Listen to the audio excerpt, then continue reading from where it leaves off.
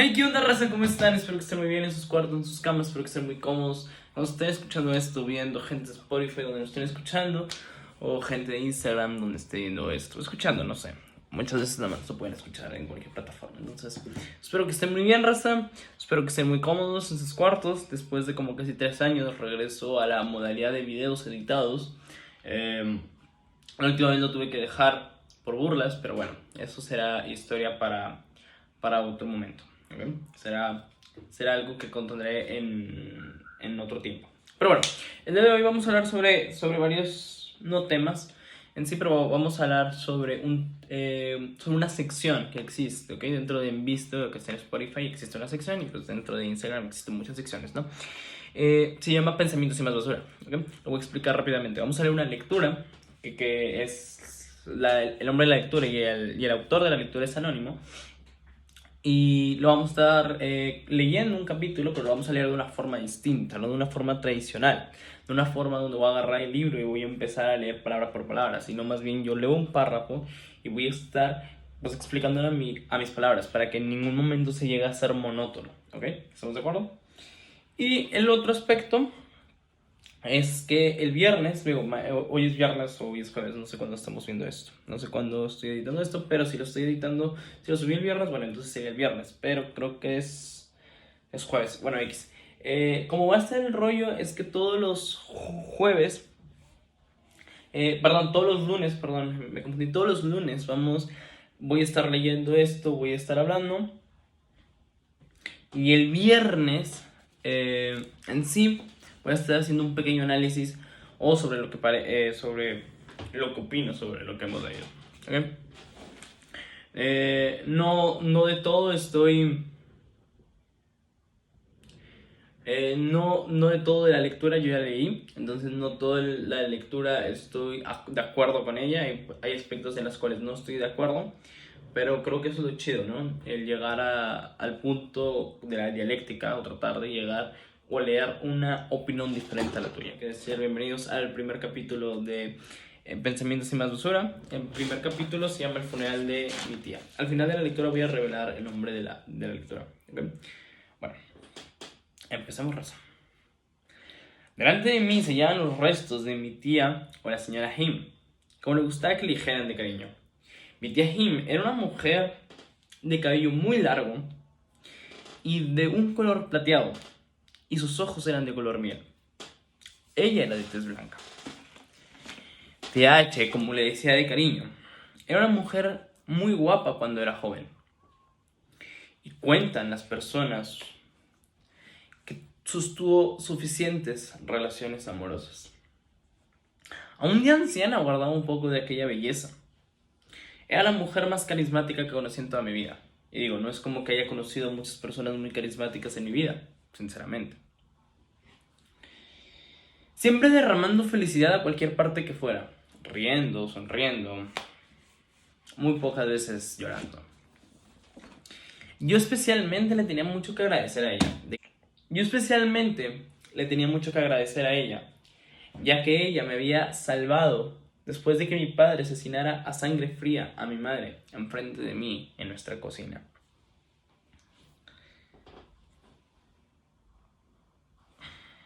¿Y por qué hizo aquel acontecimiento mi padre? Porque mi padre tenía aquella idiota idea que el hombre era el que mandaba en el hogar. Y le trataba de ordenar a mi madre. Ella se opuso a una de sus supuestas órdenes y a él lo enojó mucho. No sé si era el enojo de que por fin alguien le había contradecido en su propio hogar, que con el enojo hizo que el cuchillo atravesara el cráneo de mi madre. Y solo pude ver a mi madre de rodillas con los ojos abiertos. Solo pude ver a mi madre de rodillas. Solo pude ver a mi madre de rodillas, cayendo hacia atrás, y con ella un lago de sangre.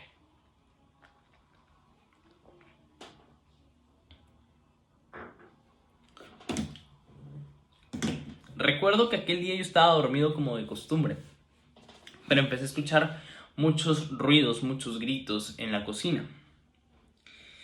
Ya que mi padre siempre llegaba o borracho, o alcoholizado, o ebrio, más si perdía un partido de póker o si perdía el perro en el que él había apostado.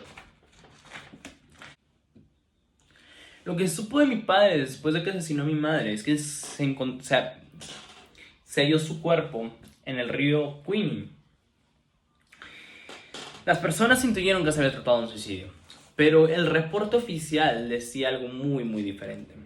Decía que él había tratado de huir y como la policía lo iba persiguiendo y claramente él no quería pasar el resto de su vida en la prisión,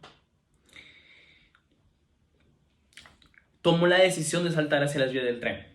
Pero él nunca se percató que el tren sucedía o surgía mientras él hacía el salto y aparte el tren estaba mojado a consecuencia de la lluvia que había sucedido unas horas antes en la ciudad.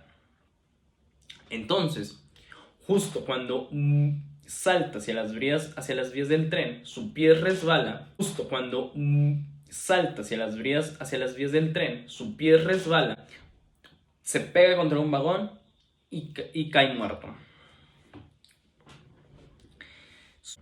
Supongo que su plan era saltar, aterrizar en las vías, correr lo más rápido posible hacia el bosque y esperar a que amaneciera para poder así salir del país.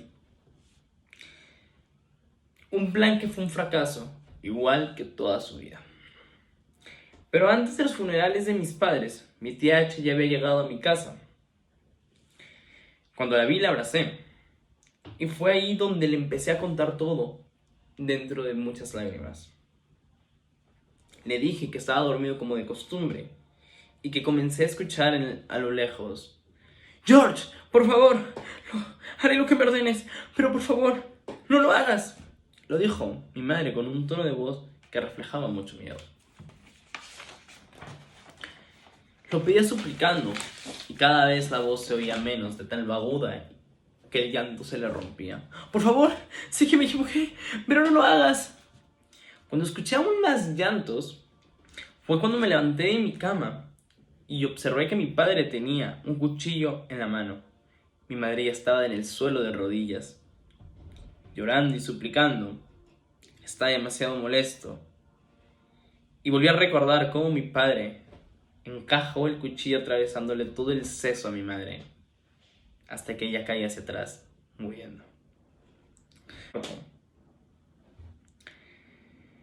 Mi padre solo se me quedó viendo y me gritó: lárgate, o haré lo mismo contigo y nadie se enterará. Sin dudarlo, corrí lo más rápido que pude. Salí por la puerta trasera, salté una barda que conducía hacia la calle y fue cuando observé a unos policías. Le conté lo que había sucedido y les indiqué la casa. No sé cómo lo hice, si tenía tanto nervio. Y me dijeron que me quedara con ellos, algo que hice caso omiso y seguí corriendo. Tenía tanta adrenalina en mí, tanto nervio dentro de mí, que creía que lo correcto era correr. Corrí sin un lugar fijo. Cuando sentí que estaba demasiado cansado, que mis pies me ardían, que como si alguien me pusiese clavos en los pies, fue cuando me detuve y empecé a llorar como si no hubiese un mañana. Dije: mi madre ha muerto. Mi madre ha muerto. Regresé a mi casa aún sin poder dejar de llorar y veía las luces de los carros como destellos. Creía que eso que se producía gracias a las lágrimas en mis ojos. Tenía la seguridad de que mi padre ya no estaba ahí, ya que había escuchado muchas patrullas, así que regresé con seguridad. Aunque con un poco de miedo realmente, porque tenía miedo de encontrarme a mi padre en la calle y que él hiciese lo mismo. Cuando llegué por fin a mi casa sano y salvo, había muchos policías, médicos, detectives, pero entre toda esa gente estaba mi tía H.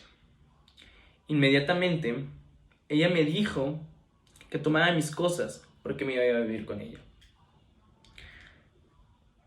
2 semanas después del funeral de mi madre, yo ya vivía con mi tía H. El cuerpo de mi padre se encontró en pedazos. Ponen los investigadores que algunos animales marinos se lo habían comido. Recuerdo esa tarde demasiado bien, ya que fue como si hubiera muerto, hubiera subido al cielo, y sin preguntarme, sin hacerme cuestionamientos, me mandaran directo al infierno. Recuerdo que tocaban la puerta, y yo me dirigí a abrirla. Cuando la abrí, había un hombre de tez negra, con un bigote muy bien recortado. Parecía que le había puesto mucho empeño a que quedara excelente. O algún inmovilizador, porque parecía como si el aire más fuerte, el huracán más grande, no lo pudiese mover. Su cabello estaba muy bien recortado, para ser sinceros. Llevaba un traje de color azul, esmeralda, para mi gusto muy elegante. Para mi gusto muy elegante la ocasión o para el acontecimiento que él iba a llevar. Sospechaba que tocaba jazz, ya que conocía personas que tocaban jazz y se vestían igual que él. Se presentó muy bien educado. Saludó diciendo: hola, muy buenos días. Mucho gusto. Me presento. Mi nombre es Smith McGregor. Soy abogado. No sé si se encuentre la persona a cargo de este hogar. Con un tono de voz muy gruesa y elegante. Parecía como si hubiera dado un discurso. Había dos personas atrás de él. Así como cuando un niño pequeño tenía mucho miedo y se escondía detrás de sus padres. Uno era un señor de tez blanca con barba de color vainilla. Y su barba era de color vainilla. Tenía una vestimenta, un chaleco como si hubiera ido a cazar. Antes de llegar ahí. Se parecía un poco a mi padre. Pero no sabía si era por lo gordo o por la barba.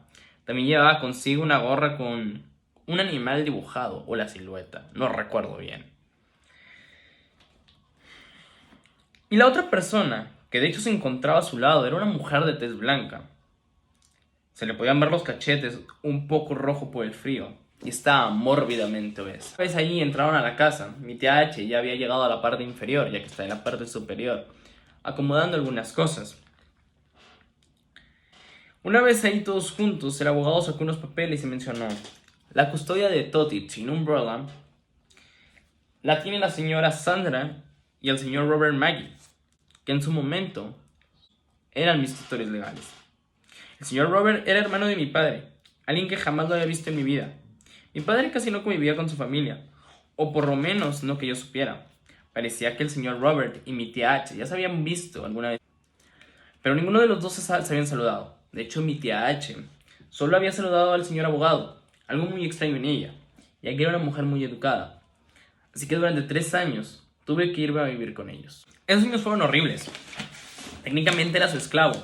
Me obligaban a limpiar toda la casa, hacer la comida, limpiar su coche, pasear al perro y estar preparado por si a los señores se les antojaba un pastel de carne a las 5 de la mañana, 3, 4. Para mi suerte, un día encontré a mi tía H en un supermercado, ya que los señores Maggie, como tenía que decirles, porque no me tenían permitido decirles tíos. Una de sus reglas era no ver a la tía H, ni a ningún miembro de mi otra familia. Aunque realmente no convivía con los miembros de la familia de mi madre, no conocía a mis abuelos maternos. Mi madre me había platicado que me parecía en algunas facciones a mi abuelo, algo que me puso muy contento, porque mi madre contaba que era una gran persona. Siempre que tenía visita los señores Maggie o alguna reunión, decían que yo era la servidumbre y tenía que actuar como tal. Tía H se emocionó mucho al verme. Me abrazó y me dio un beso en la mejilla. Me había reconocido, aún ya con el paso de los años. Yo con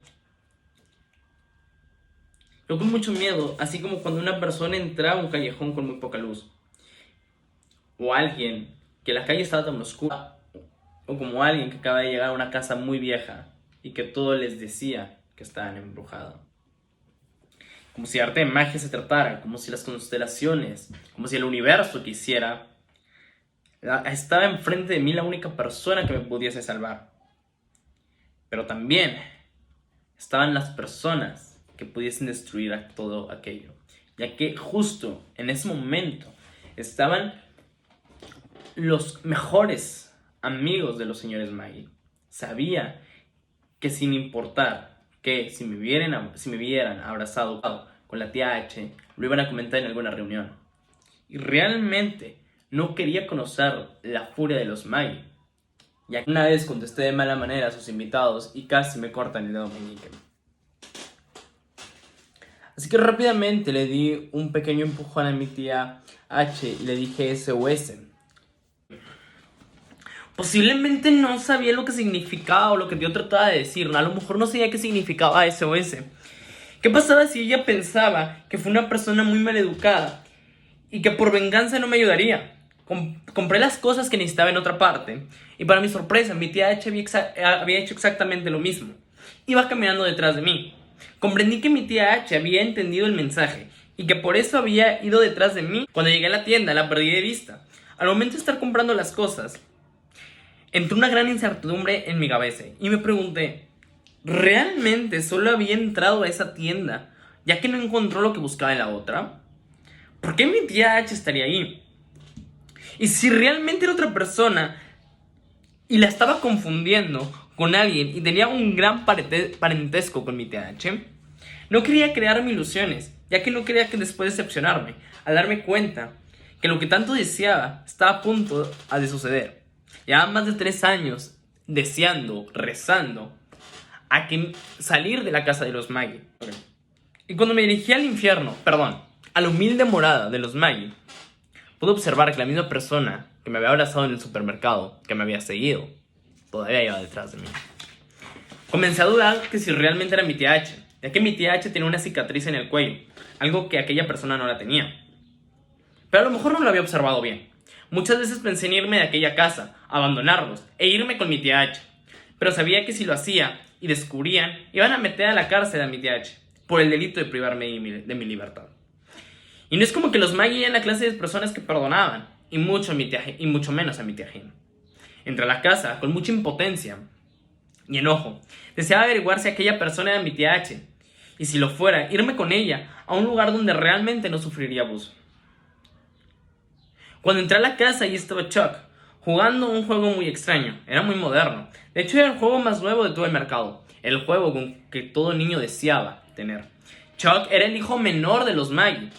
Era un ser demasiado exigente para soportarlo, y siempre me gritaba. Cuando sus padres no le daban algo, golpeaba sin alguna razón, y no podía hacer nada.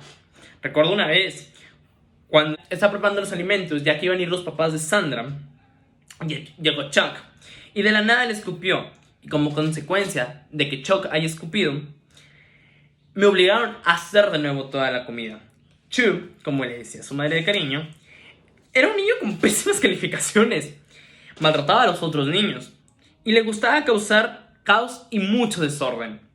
A cada parte que iba, mataba a los pájaros, y una vez pude ver que hubo un gato solo porque estaba aburrido. Pero jamás pude ver que sus padres les llamaran la atención, ni siquiera levantarle un poco la voz.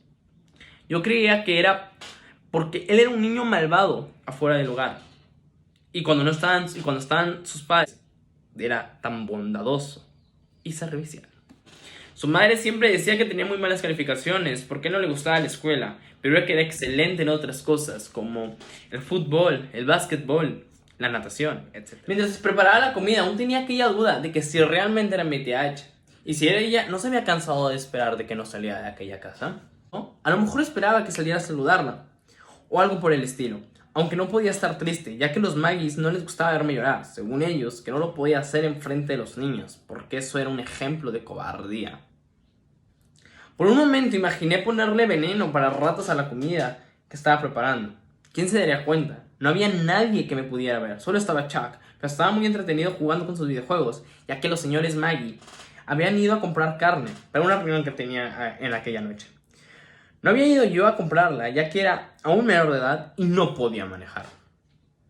Sabía que si lo hacía, sabía que si le ponía veneno de ratas a su comida, se iban a intoxicar, y que en la autopsia iba a salir que ellos habían sido envenenados. Me detuve, sabía que en aquella ciudad había muy buenos detectives y médicos forenses, que tarde o temprano sabrían que iba a ser yo. Cuando acabé de hacer y asar la carne que habían llevado, ya estaba todo listo, puse los platos y solo faltaba que llegaran los invitados. Había otra regla que decía que yo no podía comer con ellos, que tenía que comer de un tazón, que era muy parecido al de un perro, que tenía que comer como tal.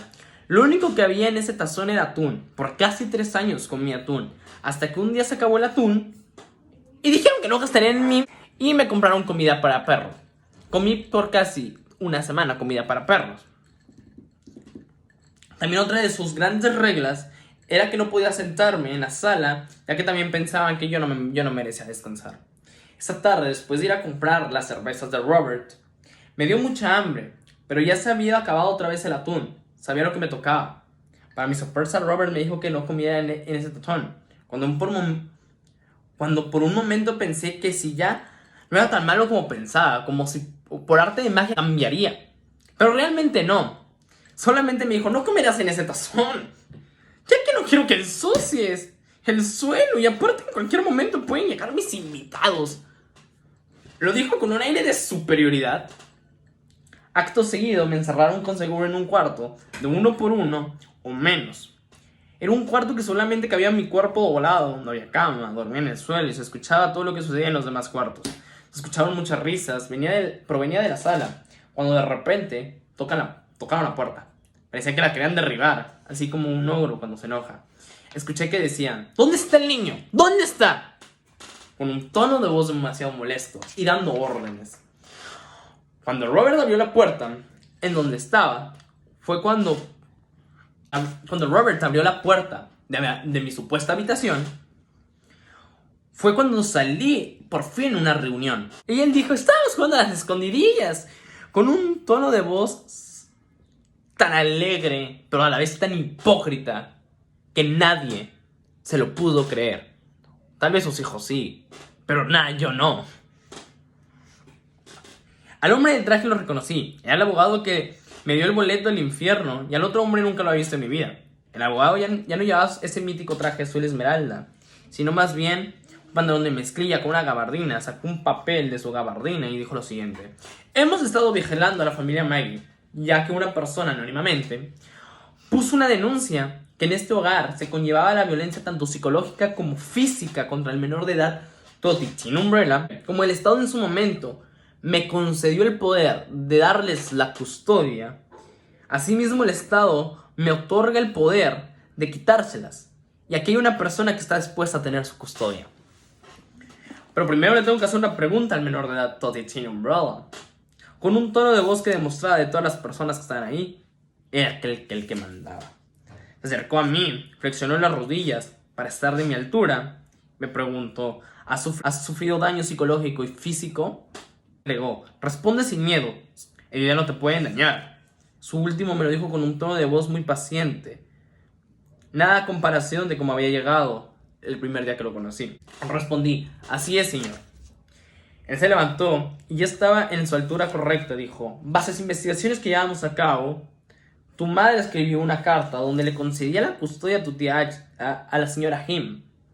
Aunque no es algo legal, si tú aceptas, se lleva a cabo. Así que haré esta pregunta una sola vez. ¿Aceptas ir a vivir con ella? Sin dudarlo dije que sí, con mucha seguridad, ya que había finalizado ese mal cuento, que se llamaba La Familia Maggie. Aunque no había convivido mucho con mi TH, de hecho, pensándolo bien, solo había convivido con ella las 2 semanas que me dio asilo, pero durante esos 14 días sabía que era muy buena tutora. El abogado volvió a hablar diciendo, así que por el poder que me otorga el Estado, le doy la custodia de Toti Teen Umbrella a la señora Andrea Timhim. Y fue como si alguien bajara al infierno y me subiera lentamente al cielo. De camino a casa de mi tía H, que justo me llevó el abogado y el señor que la desconocía, estaba muy feliz porque por fin la era de los Maggie había acabado, y creo que era para siempre. No era como si un fin de semana o un cumpleaños quisiera ir a visitarlos. Mi maleta con mi ropa me esperaba en la casa de mi tía H, ya que en la mañana que los Maggies fueron por mí, dijeron que no les dieran mi ropa, ya que ellos me comprarían, algo que realmente no fue cierto, y me daban la ropa que ya no le quedaba a Robert. Aproximadamente tardamos 1 hora en llegar, ya que había mucho tráfico. Puse mi cabeza en la puerta del carro y me quedé dormido. Pasó el tiempo y realmente estaba muy cómodo en ese hogar. Recuerdo que una vez mi tía H me mencionó que hacía algunos gestos igual que mi padre, algo que realmente me decepcionó, ya que no guardaba ningún buen recuerdo de él. Solo recuerdo que era un machista, bebedor, golpeaba a mi madre cada vez que perdía alguna partida de póker o de dominó. Él siempre me golpeaba constantemente y cuando no lo hacía me gritaba que no era su hijo y que era un producto de la infidelidad de mi madre que había. Recuerdo también que él era un hombre con muy poco cabello, estaba mórbidamente gordo y siempre olía a alcohol y a tabaco. De mi madre tengo unos grandes recuerdos. Recuerdo que era una mujer muy amorosa, siempre bailando, cantando y con una sonrisa muy grande. Estaba realmente feliz al estar conmigo.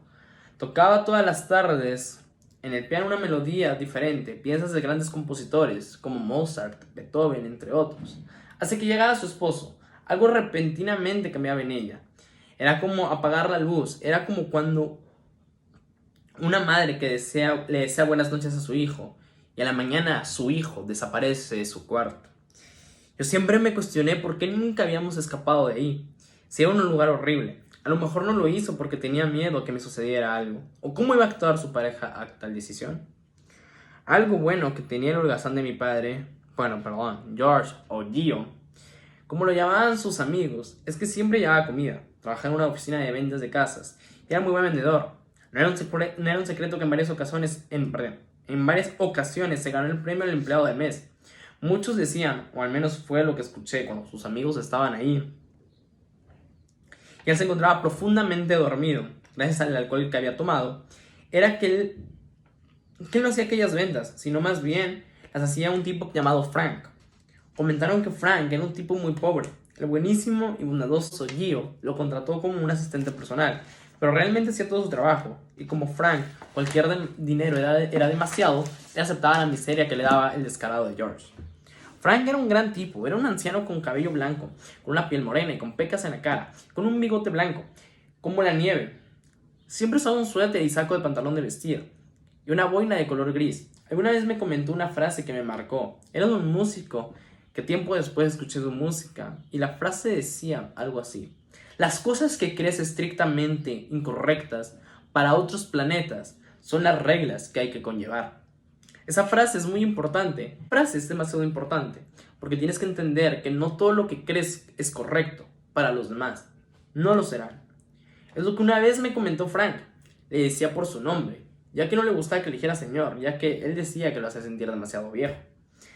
Recordaba todo eso mientras el sacerdote echaba agua bendita y decía algunas plegarias. Era una mañana muy fría con el cielo de un color gris, que parecía que estaba a punto de llover. Se acabó la ceremonia y una pregunta invadió a mi mente. ¿Quién se quedará con la casa de mi tía H? En su momento se me hizo una pregunta muy absurda y muy ridícula. Acaba de morir una de las personas que más quería en este mundo. Y yo preguntándome semejante estupidez, posiblemente era para tratar de que no me doliera tanto la muerte, o tratar de minimizar el dolor, algo que era casi imposible. Y le comencé a sacar una respuesta un poco lógica. La tía H nunca tuvo hijos, ni siquiera había contraído matrimonio. En su momento tuvo un novio con el que pensé que iba a llegar al altar, pero lamentablemente murió. Recuerdo ese día. Él se sentía muy mal, decidió ir a consultar con un médico, pero cuando salió de la consulta se desmayó, o al menos eso fue lo que me dijo mi tía, ya que yo vi toda la escena. Lo acompañé con el médico, ya que siempre me había gustado ir a un hospital o un consultorio, ya que siempre me gustó mucho la medicina. De niño, mi sueño era ser médico, pero ese sueño se fue diluyendo con el paso del tiempo. Pero cuando el oficial al cargo le pidió a uno de sus hombres a que me llevara a casa de mi tía, me tomé la libertad de preguntarle si había sido un paro cardíaco, si ya se encontraba muerto. El oficial me contó la misma historia que mi tía H. Cuando eres niño, no te cuentan la verdad, y si lo hacen, no te dicen la verdad completa. Esa misma noche, tía Jim llegó a mi habitación y me contó toda la verdad. Había fallecido. Tenía una enfermedad que no se le había detectado. Fue afectándole el funcionamiento de sus órganos, y aquel infarto fue consecuencia de ello. Con lágrimas en los ojos, mi tía me dio un abrazo y se puso a llorar conmigo. Yo también me sentía muy triste, ya que le tenía estimación al señor Han, o mi tío. Me gustaba decirle tío. Al jamás le disgustó. Al contrario, siempre me decía que me quería como si fuera su hijo. Él jamás pudo tener hijos. Era una gran persona, así que me trataba muy bien, y como tal, muchas veces me regañaba, pero también me consentía cuando lo merecía. Me iba a dar paseos, siempre me daba obsequios de la nada, según él, porque no tenía que haber un día para regalar algo. En su momento me dio un cachorro que lo nombré Hachiko, como el de aquella película. Le tenía que agradecer, ya que mucho de la persona que era fue gracias a él. A poco a poco la gente se empezó a retirar del funeral. Fui el último en irme. De lo que antes era un simple puñado de tierra, ahora se había convertido en la tumba de mi tía Jim. A lo lejos de mí se veían hombres y mujeres con gabardinas, trajes, sombreros, boinas, etc. Estaban a punto de subir a su automóvil para retirarse de aquel panteón, donde solamente quedaba yo y muchas lápidas. Cuando se decidí irme de la lápida de mi tía, en la entrada ya me esperaba un taxi, el cual me dirigiría a la casa de mi tía H. El conductor no avanzó ni 100 metros cuando la lluvia empezó a salir a cuadro. Estaba pegada en la puerta, como lo había hecho cuando iba por segunda vez a su casa, después del infierno de los males. Pegado ahí fue por donde el sentimiento de tristeza gobernó en mí. No me había puesto a pensar cómo sería mi vida sin ella, cómo serían las tardes sin ver a mi tía bailar mientras cocinaba, y cómo sería acabar de comer y estar comiendo el postre que le gustaba tanto que preparara. Cómo sería mi vida a partir de abrir aquella puerta de la casa que me hizo tan feliz por más de 12 años. Pero la persona ya no estaba ahí. Como era, ya no estaba entre nosotros. Cuando el taxi se detuvo por la luz roja del semáforo y yo aún me encontraba estampado en el vidrio, observé esos carteles de que se buscan. Había de todo: niños, niñas, bebés, señores, ancianos, hasta animales. Las desapariciones de esas personas eran muy extrañas, porque todos tenían algo en común: desaparecían en la noche, pero jamás en el día. Lo que tenían en común aquellas desapariciones era que ninguno dejaba huella, y que los pocos que lo hacían eran símbolos extraños que nadie llegaba a entender. El conductor se comenzó a reír muy fuerte, a lo que le pregunté que si se encontraba bien. Posiblemente se había acordado de algo gracioso, pero no tenía humor de escuchar a nadie riéndose. Él me contestó haciéndome una pregunta: ¿cómo a usted no le da risa a estas personas? Por un momento pensé si se dirigía a las personas que iban caminando y corriendo, ya que hacían el mayor esfuerzo por no mojarse.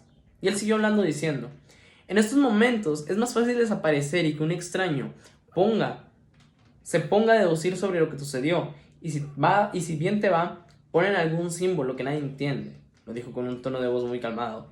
Fue cuando claramente comprendí que estaba hablando de las personas de los carteles. Posiblemente tenía razón, pero en ese momento solo me quedé pensando: ¿qué le pasa a este idiota? ¿Estará bien del cerebro? Creo que no entiende de dónde me recogió.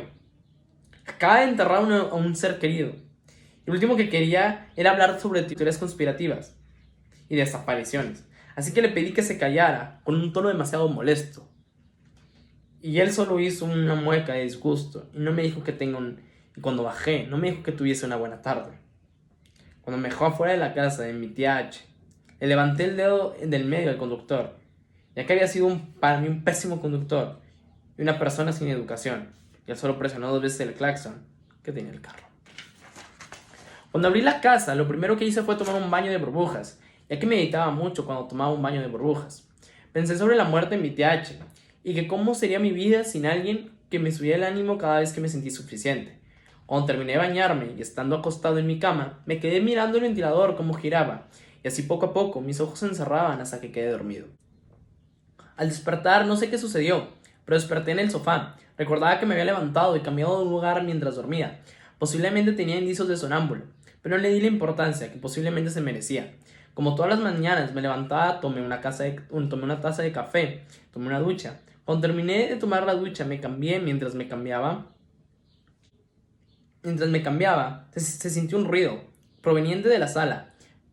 Pensé que había sido mi tía H, ya que ella siempre llegaba a esa hora. Por un momento olvidé que ella estaba muerta, así que me asusté. No tenía ninguna mascota. Hachiko se había escapado hace años atrás. Cuando bajé a investigar qué era, observé que las ventanas estaban abiertas. La única respuesta que le pude encontrar era que por accidente las había dejado abiertas antes de irme al funeral de mi tía H, o que el viento las había abierto, ya que no tenía seguro. Pensé que alguien se había metido a robar, así que tomé mi navaja, pero cuando miré que no era nadie, sino más bien un pequeño pájaro carpintero que se había metido por la ventana, no hice nada. Era una madera muy vieja en la que estaba, así que dejé que terminar lo que estuviese haciendo. Así que dejé mi navaja a un lado. Aquella navaja era un regalo que me había dado mi primo Allison. Era un tipo demasiado delgado para la cantidad que comía. Era para que estuviera a punto de explotar, pero hacía mucho ejercicio. Era alto, de tez blanca y con ojos de color verde agua. Era un buen tipo, siempre me trató bien. Él y sus padres, mi tío Anderson y Lily. Eran unos seres muy amables, eran muy espirituales. Mi tío Anderson era como el padre que nunca tuve. Mi tío Anderson fue aquella persona que no conocí en la noche en que fue el abogado a la casa de los Maggie. Él me contó que era hermano de mi padre y de Robert, y como ellos no podían hablarle a mi tía H, porque me contó que su madre falleció y que su padre no los pudo cuidar ya que trabajaba, así que le pidió a su hermana Andrea que mientras él trabajara, ella los pudiese cuidar. Pero él cuenta que un día en el que su papá ya no regresó por ellos, ya que todas las noches iba a la casa de mi tía H para llevarlos a dormir. Por eso mi padre había crecido con tanto odio hacia su padre, y también por eso Robert no sabe el apellido Jim. Pero él dijo que entendía a su padre, ya que tenía que mantener a 4 personas, y con la tristeza que tenía por la muerte de su esposa, no lo pudo soportar. Él jamás supo lo que sucedió con su padre. Él dijo que no le guardaba rencor, pero que jamás lo volvió a ver, y que mi padre no podía ver a mi tía H, ya que él decía que ella jamás sería el reemplazo de su madre, aunque tía H jamás trató de hacer el reemplazo de nadie. George, Robert, Tabby, que era su hermana, sí, lo creían. Y todo tenía sentido, ya que porque no se saludaban Robert y mi tío Anderson. Aunque se pareció un poco a mi padre, nunca fue como él. Mi tío Anderson era distinto, con un carácter bueno, bondadoso, amoroso, siempre consentía a su familia. Su hijo era mi mejor amigo y lo consideraba como un hermano. Él también me comentó, cuando supo que me había ido a vivir con los Maggie, dijo que fue a echar un vistazo, porque ya sabía de qué tipo de manzanas daba ese árbol. Y no sería amable, más si era de George quien le había robado dinero. Dijo, llegué el día perfecto, lo vi todo, vi que te daban comida para perro, así que agarré mi cámara, que él siempre la llevaba, por si veía algo de lo inusual poder grabar, y empecé a documentar toda la escena. Fue rápidamente mostrárselo a su tía H, y bastó para que creáramos un plan.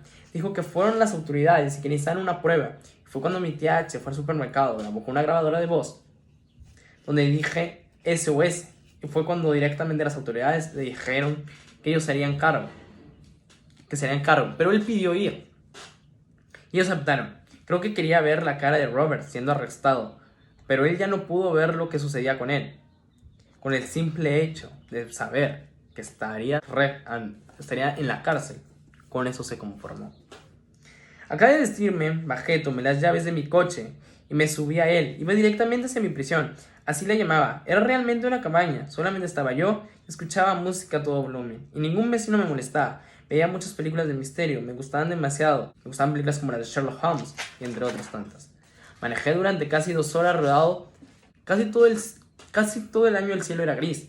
Llegué a mi prisión, que estaba a las afueras de la ciudad. Era una cabaña donde años atrás nos íbamos Allison y yo a hacer todo un ritual de música. Hacíamos un mini concierto entre nosotros dos.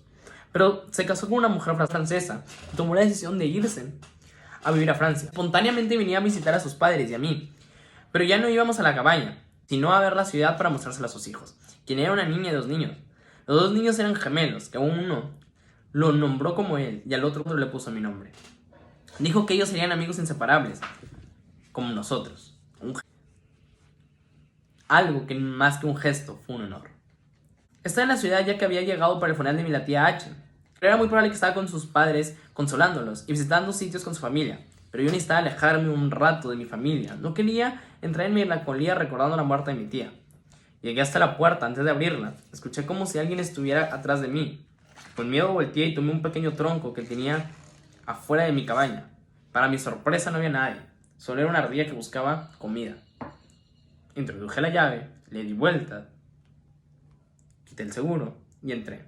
Cada vez que entraba sentía como la paz y la tranquilidad abundaban.